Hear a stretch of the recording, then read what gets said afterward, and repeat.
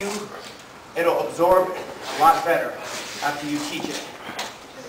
So every time I go to a seminar, and I'm taking the seminar, I go back and I teach what I learned in the seminar. Of course, today we did like one move to another, from ground to standing, to spinning back fist, to all kinds of stuff. So it's just, when you get a chance, go home.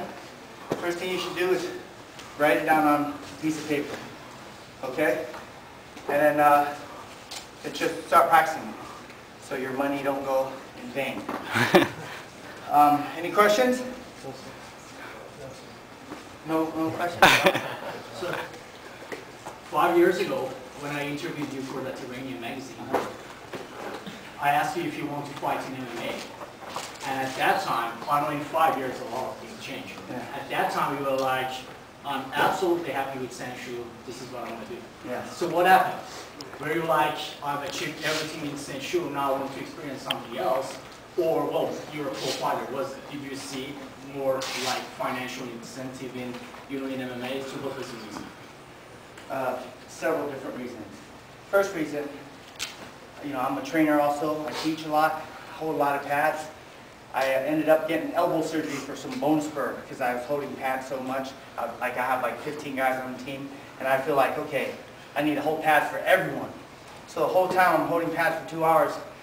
Several years passed, my elbow started getting numb, my fingers getting numb, so I finally get a surgery. And my first elbow surgery, I was sitting at this clinic called Score Clinic, and my trainer now, at the time, very close friend, Javier Mendez, he trains Mike Swick, John Fitch, Josh Koscheck, Trevor Prangley, Josh Thompson. I go out there and I train for my MMA. He goes, hey, how much more, who else, or what tournament is it going to pay you in Sanshou like it's going to pay you in MMA? I was like, well, I love Sanshou, but I know it's kind of like dying out because MMA is kind of like, catching on everything. So he goes, come, you're hard to take down, you got great stand-up, you go in my gym and you beat up everyone, so you're not that good on the ground. You need to work on your ground, and I think within 2 years, you should be a force to be reckoned with. I said, okay, I'll dedicate 2 years in MMA.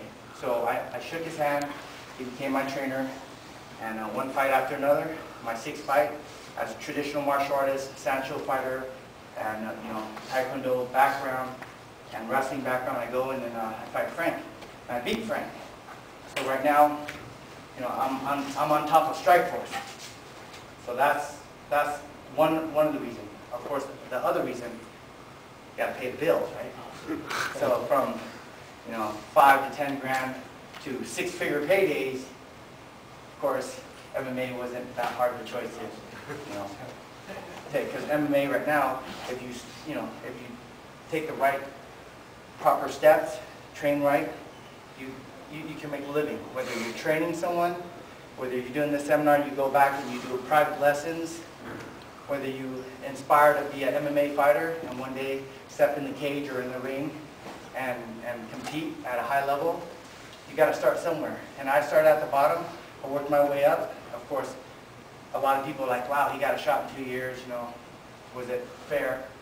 But I'm lucky, I was in the right place at the right time, and what can I say?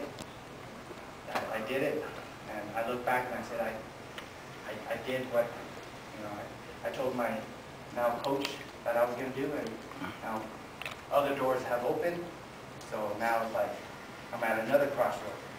And like for my sixth fight, 4 out of the 6 fights, I was doing like movies, and movies like 2 weeks filming here, a week there.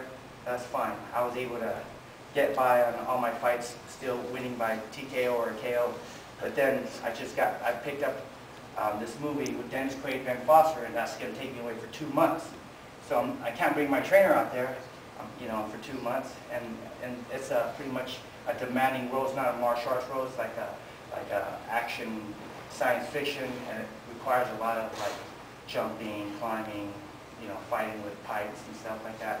So, I have to make that decision because I was scheduled to fight again at the end of the year, But then I said, well, scratch the fight.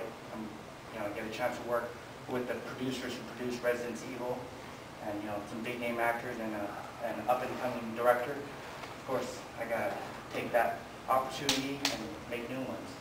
And that's basically, you gotta focus, and one door opens or one door closes, a couple more will open, and you just gotta make the right steps, and that's what I did.